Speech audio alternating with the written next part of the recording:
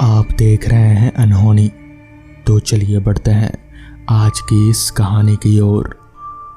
शाम गहरी हो चली थी। अंधेरा धीरे धीरे पूरे जंगल को अपने आगोश में ले रहा था। पिपरिया कस्बा अभी और 4 किलोमीटर की दूरी पर था। शिव शर्मा घबराया हुआ था। वो साइकिल को जोर जोर से पैडल मार रहा था कि वो जितनी जल्दी हो सके इस जंगल से आगे निकल जाए। शिव शर्मा अपने गांव कंचनपुर से दोपहर ही धूप रहते निकल पड़ा था। सोचा कि 12 किलोमीटर की दूरी वो आसानी से 4 घंटे में साइकिल से तय कर ही लेगा और अंधेरा होने से पहले पिपरिया आसानी से पहुंच जाएगा।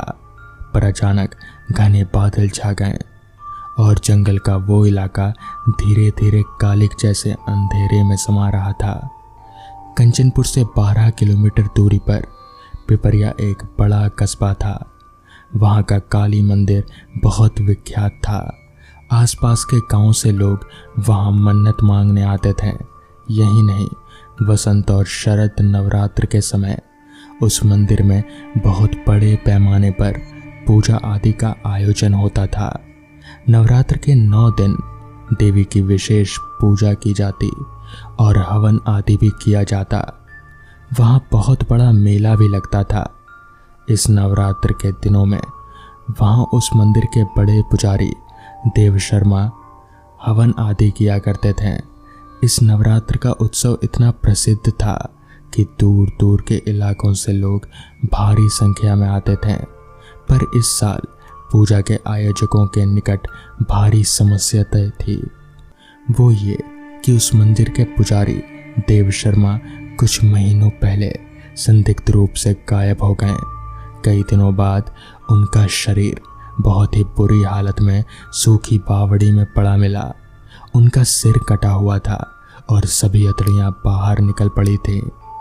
किसी को उनकी मौत का राज नहीं मालूम था।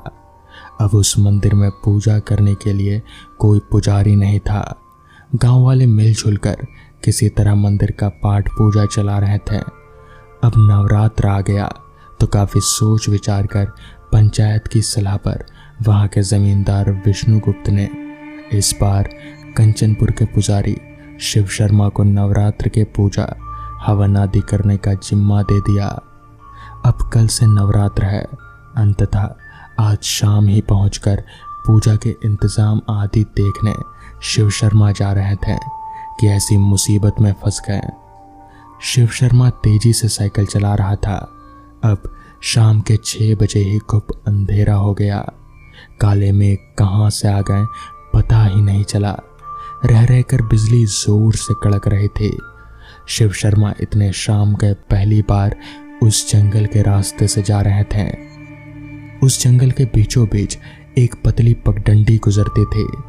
उसी रास्ते कंचनपुर और पिपरिया के लोग आना जाना किया करते थे। पर शाम ढलने के पहले लोग चले जाते हैं। दिन ढलने के बाद वहां कोई नहीं जाता था। आज शिव शर्मा इस जंगल के बीच पहुंचा कि अंधेरा छा गया। शाम 6 भी नहीं बजा था कि रात जैसे घना अंधेरा हो गया। कंचनपुर से 8 किलोमीटर दूर और पिपरिया से 4 किलोमीटर पहले ये घना जंगल पड़ता था। वहां जंगल के बीचों बीच एक घना पीपल का पेड़ था और पगडंडी के दूसरी तरफ एक विशाल बावड़ी जो कि कई सालों से सूखी पड़ी है। लोगों का ये मानना था कि वो पीपल का पेड़ और वो सूखी बावड़ी ही पिशाचों का डेरा है। शिव शर्मा भी ये बात कई लोगों के मुंह से सुन रखे थे। अब उसे डर सताने लगा। उसके पैर साइकिल के पैडल पर टिक नहीं रहे थे। उसका साइकिल भी डगमगा रहा था। चारों ओर खूब अंधेरा छाया हुआ था। शिव शर्मा साइकिल के हैंडल में अपने लगे थैले में से पैकेट टॉर्च निकालकर उसकी हल्की सी रोशनी से साइकिल पगडंडी पर चला ही रहे थे। डर से उनका बुरा हाल था। हाथ पैर बुरी तरह से कांप रहे थे। वो अब ठीक पीपल के पेड़ के पास नीचे पहुंचे ही थे कि जोर से बिजली कड़की। शिव शर्मा डर के मारे साइकिल से गिरने ही लगा था कि उसे लगा किसी ने उसका साइकिल थाम लिया। साइकिल अपने आप सीधी हो गई। शिव शर्मा के होश नहीं थे। वो पैडल अंधाधुन मारे जा रहा था। अचानक उसके कंधे पर ठंडी स्पर्श का अनुभव हुआ। ऐसा लगा कि उसके कंधे पर बर्फ का टुकड़ा रख दिया हो। उसकी साइकिल भी पीछे की ओर भारी हो गई और साइकिल की रफ्तार बिल्कुल कम हो गई। शिव शर्मा पूरी शक्ति से पैडल मारे जा रहा था, पर साइकिल कछुए की चाल चल रही थी। शिव शर्मा को लगा कि उसके साइकिल के पीछे कोई बैठा है और वही हैंडल भी कंट्रोल कर रहा है। अब बूंदाबांदी भी शुरू हो गई। शिव शर्मा के कपड़े भीग गए, छतरी भी नहीं थी। उसे रोना आ रहा था। सोच रहा था कि किस मुसीबत में पड़ गया। आसपास कोई घर दिखे तो कम से कम उसमें जाकर रात गुजार सकता। वो अपने आप को बचने की उम्मीद छोड़ चुका था। इतने में फिर से बिजली कड़क गई। उस बिजली की चमक से कुछ 20 कदम की दूरी पर एक झोपड़ी दिखाई दी। उसमें से एक टिमटिमाती दीपक की रोशनी दिखाई दी। शिव शर्मा साइकिल को उस ओर तेजी से बढ़ाया, मगर ये क्या, साइकिल के पैडल खुद ब खुद तेजी से घूमने लगे। अगले ही पल उसका साइकिल झोपड़ी के दरवाजे पर था। हठात साइकिल हल्का हो गया, जैसे पीछे कैरियर पर से कोई सवार उतर गया हो। शिव शर्मा के शरीर में एक अजीब सी सिहरन दौड़ गई। वो संभल कर साइकिल को झोपड़ी के दीवार से सटाकर खड़ा किया और फिर आवाज लगाया, कोई है? कुछ ही पलों में एक हट्टा कट्टा घनी मूंछों वाला आदमी एक दीपक हाथ में लिए आया और बोला, अंदर आ जाओ। शिव शर्मा अंदर घुसकर उस आदमी से बोला, बाहर बारिश हो रही है और अंधेरा है, मुझे पिपरिया जाना है, कल सुबह होते ही चला जाऊंगा। इस पर वो आदमी बोला, हाँ क्यों नहीं, मुझे मालूम था तुम आओगे। पहले यह तौलिया लेकर अपने गीले बदन और बालों को सुखा लो। ये कहते हुए उसने एक तौलिया ला कर दिया। तौलिया लेते हुए शिव शर्मा का हाथ उसके हाथ से छू गया तो उसे लगा मानो बर्फ छुआ गया हो। उसे जंगल में साइकिल से गिरते समय कंधे पर ठंडे हाथ के एहसास की याद आई। फिर उसे चारपाई दिखाकर बैठने को कहा। उसके बैठते ही वो आवाज लगाया कि खाना लेकर आए। एक अधेड़ महिला रोटी सब्जी वाली थाली में खाना लेकर आई। शिव शर्मा खाना खाने लगा, पर उसे रोटी और सब्जी खाते समय उसे एक अजीब सी खून की बदबू आ रही थी। उसे उल्टी आ रही थी। वो एक कोर मुंह में रखकर हाथ धोकर आ गया। तब वो आदमी और वो औरत उसके पास चारपाई के सामने बैठ गए। वो आदमी बातें शुरू किया। वो बोला, शिव शर्मा तुम बड़े अच्छे आदमी हो। ये सुनकर शिव शर्मा भौचक्का रह गया। वो पूछा, आपको मेरा नाम कैसे पता है? इस पर वो आदमी बोला, तुम्हें यह जानने की जरूरत नहीं, मेरी बात सुनो और ध्यान से सुनो। आगे उस आदमी ने बताया, तुम जहां पिपरिया जा रहे हो वहां के जमींदार विष्णुगुप्त का पिता चंद्रगुप्त एक कठोर और अय्याश आदमी था। वो हर नवरात्र की पूजा और मेला का आयोजन कराता। दूर दूर से लोग आते, पर हर बार मेले में से कुछ लड़कियां गायब हो जाती। किसी को नहीं पता कि आखिर क्या हो रहा था। मेले में से जवान लड़कियां गायब हो जाती थीं। असल में उस जमींदार की पत्नी उसे बहला फुसलाकर अपनी कोठी पर बुलाती और फिर जमींदार के साथ वो सब करवाती जिसके बारे में कोई कल्पना भी नहीं कर सकता। फिर उसका कत्ल कर बावड़ी में बड़े पत्थर से बांधकर फेंक देते थे। कालांतर में जमींदार चंद्रगुप्त और उसकी पत्नी पिशाच योनि को प्राप्त हुए और बावड़ी के सामने वाले पीपल के पेड़ पर रहने लगे। अब वो आते जाते लोगों को भक्षण कर उनका खून पीते थे। तुम्हें उनका श्राद्ध कर उन्हें मुक्ति दिलाना है। सारी बात सुनने के बाद शिव शर्मा ने पूछा, पर आप लोग ये सब कैसे जानते हैं? क्योंकि मैं ही चंद्रगुप्त हूँ और ये मेरी पत्नी है। कहते हुए वो व्यक्ति लंबे दांत और भयानक चेहरे वाले रूप में प्रकट हो गया। शिव शर्मा साइकिल लेकर भागा और पिपरिया पहुंचकर जमींदार विष्णुगुप्त को सारी बात बताई। विष्णुगुप्त ने विधिवत शिव शर्मा के कहे अनुसार श्राद्ध कर उन पिशाचों को मुक्ति दिलाई। तो दोस्तों, ये थी आज की पहली कहानी। तो चलिए बढ़ते हैं आज की दूसरी कहानी की ओर।